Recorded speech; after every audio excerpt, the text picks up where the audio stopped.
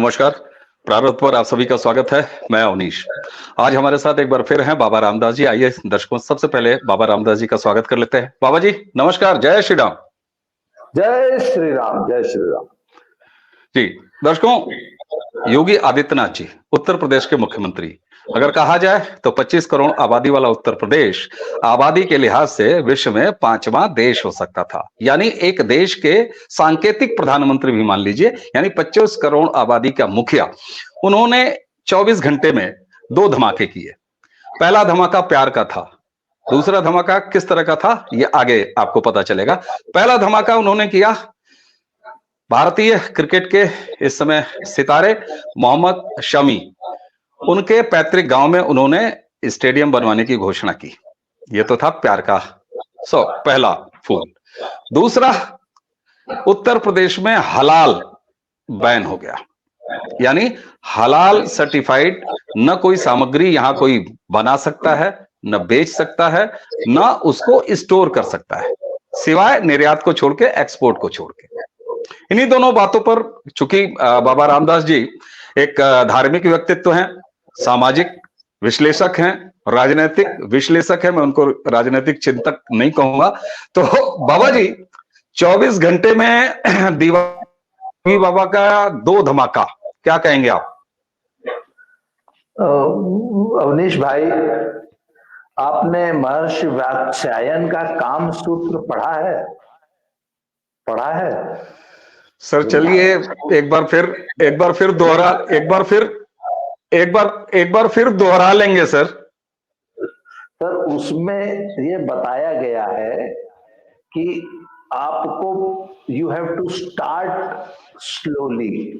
उसमें आप पहले जो है स्पर्श है, सहलाना, चुंबन इत्यादि से प्रारंभ करते हैं।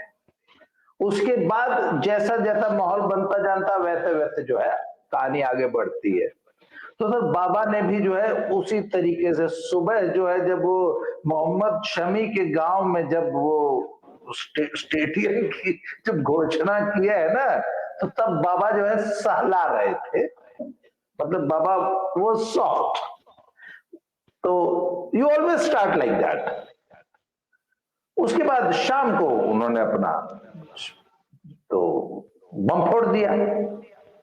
और सर एक बात बताओ, मुझे ऐसा लगता है कि ये सही दिशा में बढ़ाया हुआ बहुत महत्वपूर्ण कदम है। और एक बात बता दूं आपको, इसका चेन रिएक्शन होने जा रहा है।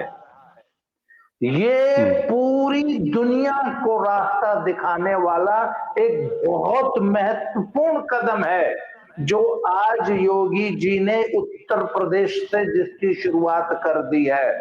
और आप देख लीजिएगा कि पूरी दुनिया इस मॉडल को फॉलो करने जा रही है अगले कुछ सालों में, और दुनिया को करना पड़ेगा। और मैं एक बात बता दूं आपको, इसको तो मैं सीधे सीधे फिलिस्तीन इजराइल के वहां जो युद्ध चल रहा है ना, उससे उपजी हुई जियोपॉलिटिक्स से जोड़ के देखता हूं। मैं आपको बता रहा हूं कि this is going to guide whole of the world. ये एक बहुत बड़ा कदम है। इसकी शुरुआत बेशक छोटी सी हो सकती है, पर ये एक बहुत बड़ा इम्पैक्ट छोड़ेगी और पूरी दुनिया की इकोनॉमिक्स पे इसका असर आने जा रहा है। जी अच्छा ठीक है, ये आपने तो जो बात बताई ये अपने आप में बड़ा महत्वपूर्ण एंगल है, क्योंकि पूरे शेष विश्व की भी समस्या इस समय, चाहे यूरोप हो चाहे बाकी सारे देश हो, भारतीय उपमहाद्वीप हो, तो पूरे विश्व के लिए जिस तरीके से ये जो खास मजहब है वो समस्या बना हुआ है, तो इसका एक सामूहिक यानी वैश्विक निदान भी विश्व को खोजना ही पड़ेगा।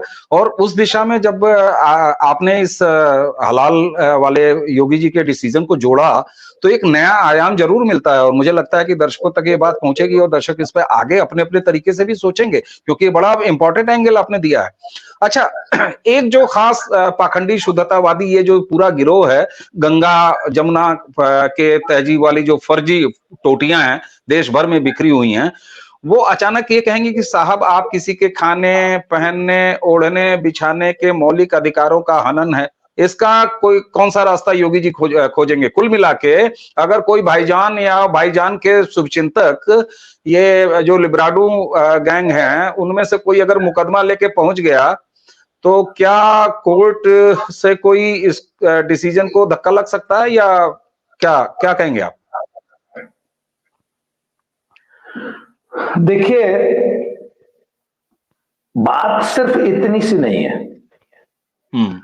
बात यह है कि कोर्ट में भी ये मुकदमा मेरे हिसाब से, अगर मुझे ये कोर्ट में, अगर ये कोर्ट, मैं तो चाहूंगा कि कोर्ट में ये मुकदमा जाए और उसको मेरे जैसा आदमी फाइट करेगा कि I have got every right to follow my religious belief, और मेरी रिलीजियस बिलीफ्स में हलाल खाना नहीं है, इसलिए मुझे क्यों जबरदस्ती हलाल खिलाया जा रहा है?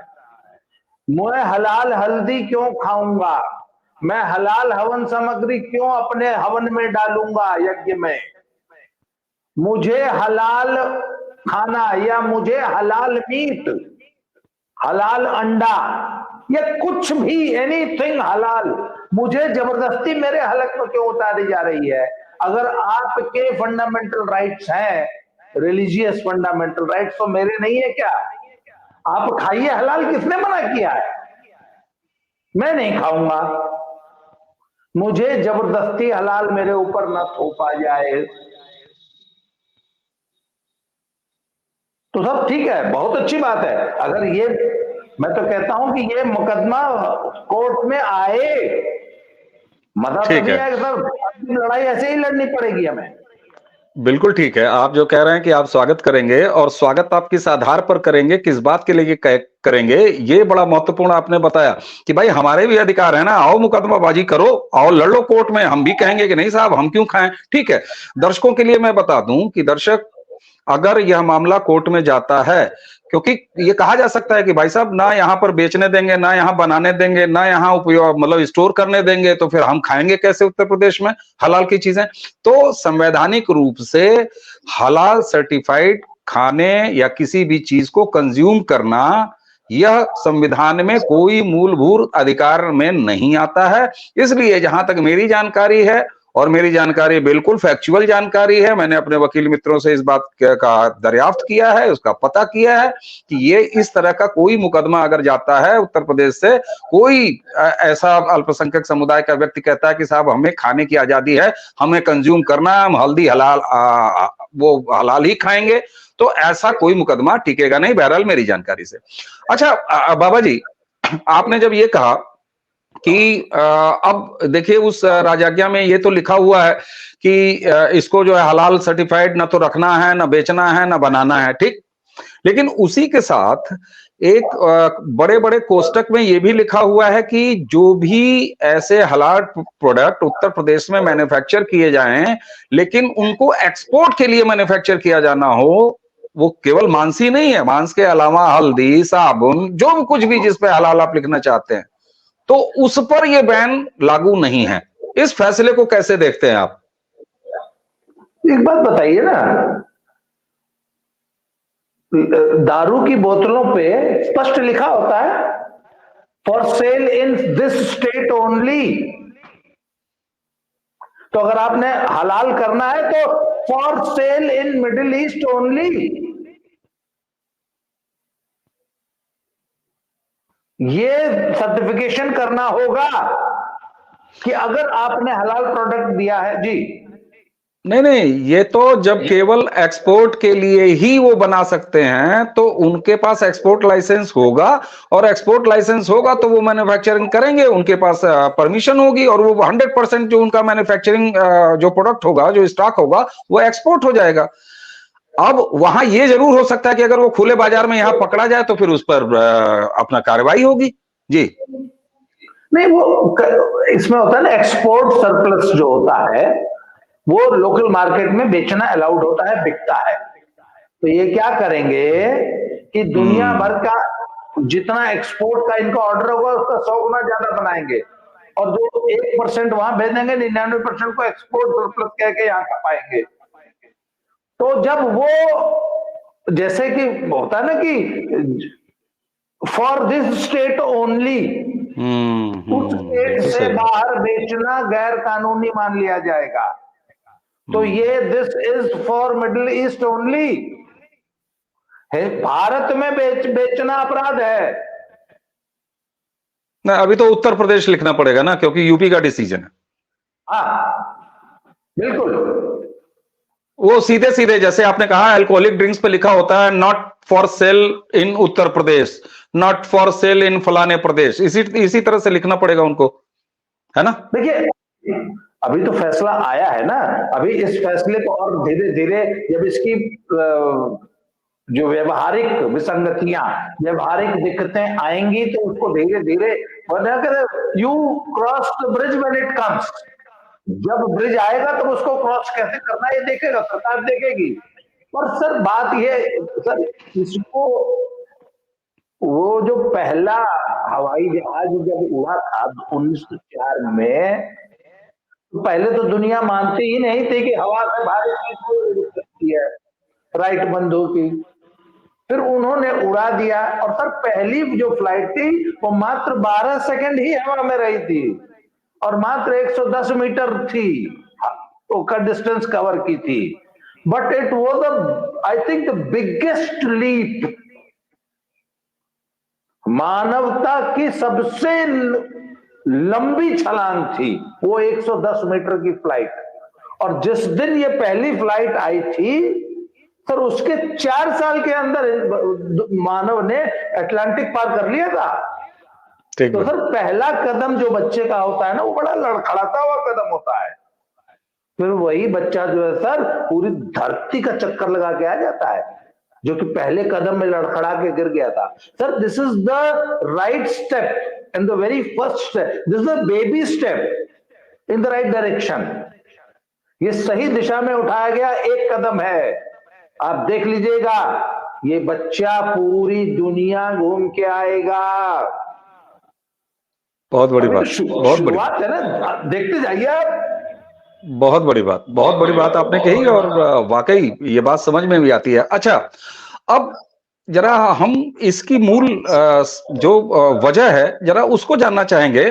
बातचीत का दूसरा और अंतिम हिस्सा मैं आपके साथ करना चाहता हूं, और मैं बाबा जी ये जानना चाहता हूं कि देखते देखते ये झाड़ू भी हलाल चाहिए, ये हल्दी भी हलाल चाहिए, ये कपड़े भी हलाल चाहिए, ये कल को स्कूटर हलाल चाहिए, मोटरसाइकिल हलाल चाहिए, कारें हलाल चाहिए, ये आखिर ये सोच और इतना इसका विस्तार किस एजेंडे के तहत, इसकी वजह क्या है? ये सब कुछ अचानक मतलब इन तमाम कुछ सालों में, अचानक मैं बिल्कुल नहीं कहूंगा, 2-3 दशक में ये सब कुछ हलाल चाहिए जैसी चीज कहां से आई भारत में? सर ये वैसे जैसा जहां तक मैंने जाना है, ये 2-3 सालों में नहीं आई है, ये बेबी स्टेप्स चलते हुए यहां तक आई है ना। मैंने 2-3 दशक कहा सर, 20-30 साल। इनफैक्ट ये पिछले लगभग 7-8 दशकों में वहां से यहां तक आई है। वो जैसा कि मैंने आपको बताया ना, वो रवि रंजन सिंह जी हैं, सरदार जी हैं, वो हलालोनॉमिक्स पे बहुत लंबे समय से अलग जगा रहे हैं।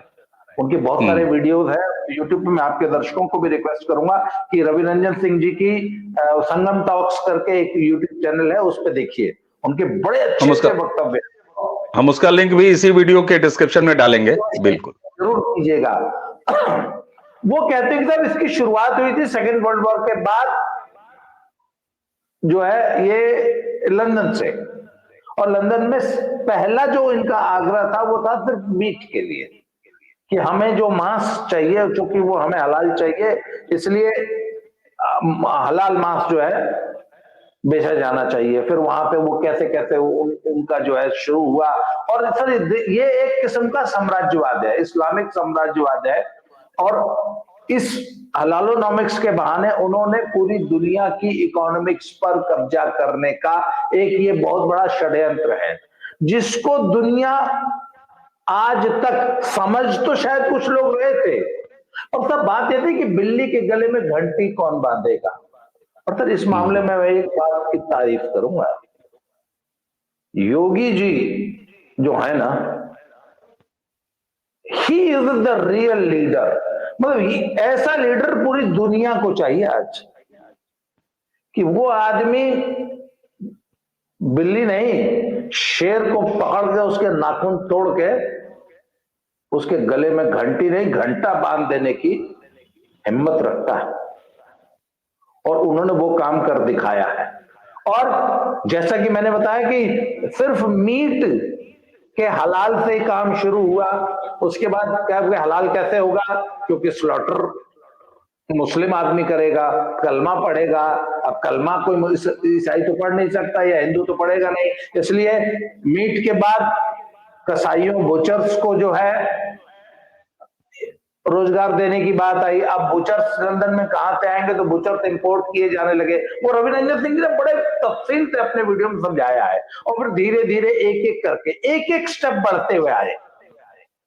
और जो उनकी तैयारी है वो ये है कि जो स्टोर हलाल नहीं बेचेगा वो बिजनेस से बाहर हो जाएगा, जो देश हलाल नहीं प्रोड्यूस करेगा वो बिजनेस से बाहर हो जाएगा। तो पता लगेगा कि कुछ दिन बाद कि इंडिया से कोई भी प्रोडक्ट वो इंपोर्ट ही नहीं कर रहे हैं या बिक ही नहीं पा रहा क्योंकि वो हलाल नहीं है। पर ये जो इनका जो साम्राज्यवाद है ना, और फिर उस इकोनॉमी से जनरेट किया गया पैसे का कुछ अंश जो है इनके जिहाद और टेररिज्म में उसकी फंडिंग में जा रहा है, और इसको लेके पूरी दुनिया चिंतित है। परंतु वही बात है, घंटी बांधने का काम योगी जी ने कर दिया। अब अच्छा, योगी जी ने पूरी दुनिया को रास्ता दिखा दिया। मैं ये नहीं कहता हूं कि रातों रात सब कुछ बदल जाएगा, पर सर ये वो पहली उड़ान है राइट बंधु वाली। बेशक 110 मीटर सिर्फ उड़ी है, पर आप देख लीजिएगा कि बहुत जल्दी योगी जी की ये मुहिम जो है ना पूरी दुनिया में फैलती हुई नजर आएगी आपको। बिल्कुल ठीक बात। और जिस तरीके से पूरी दुनिया के सामने जो इस्लाम है उसका विस्तारीकरण है, और उसका जो इस मजहब का जो आगे लगातार हर संस्कृतियों को रौंदने और उनको मिटा देने पर आमादा है, जिसका इतिहास वर्तमान ये दोनों सिद्ध करता है। यानी कि अगर ये कहा जाए बाबा जी कि पूरी दुनिया के सामने यह एक वैश्विक समस्या है, तो निश्चित तौर पर उसका एक वैश्विक हल भी खोजना होगा। और आपने अपनी बात की शुरुआत में जिस तरफ आप ले गए कि ये वर्ल्ड की मतलब ये जियोपॉलिटिक्स, जो विश्व की जियोपॉलिटिक्स है, उसके केंद्र में अगर आप देखें तो ये एक बहुत बड़ा कदम है। जरूर एक ये शुरुआती कदम है। उसका तकनीकी आधार है, वो कैसे आएगा, कानून कैसे बनेगा, उसका इम्प्लीमेंटेशन कैसे होगा, ये सब तो सरकारी लोग जानते हैं, और वो धीरे धीरे आएगा। जब आएगा तब उस पर भी बातचीत की जाएगी। लेकिन इस छोटे नन्हे लेकिन बेहद मजबूत और सही दिशा में उठाए गए योगी आदित्यनाथ जी के इस कदम को, और खासतौर पर 25 करोड़ आबादी का सबसे बड़ा प्रदेश उत्तर प्रदेश, यानी हम अगर 1.5 अरब हैं तो उसमें से 25 करोड़ आबादी में ये काम शुरू हुआ है, इस तरह की पहल शुरू हुई है, तो आप ये कह सकते हैं एक बड़ी तादाद में एक बड़े प्लेटफॉर्म पर भी इस डिसीजन को बड़ी मजबूती से लिया है योगी आदित्यनाथ जी ने। बाबा जी, आपने इस विषय पर हमें समय दिया, और इसको अलग अलग 3 एंगलों में आपने रखा, जिसके 2 वैश्विक एंगल हैं और तीसरा घरेलू। इन तीनों को दर्शकों के बीच जाने देते हैं, और हमें उम्मीद है कि दर्शक अपने गुनने और बुनने के लिए हमारी आज की इस चर्चा से जरूर कुछ न कुछ पाएंगे। और संगम टॉक्स की उस जो वीडियो है जिस पर विस्तार से उन्होंने बताया है, हम उसके लिंक भी इसी डिस्क्रिप्शन में देंगे। बाबा जी, प्रारब्ध की तरफ से, मेरी तरफ से आपको बहुत बहुत धन्यवाद, और इसी के साथ दर्शकों आप सभी को नमस्कार, प्रणाम। हाँ, बहुत बहुत धन्यवाद।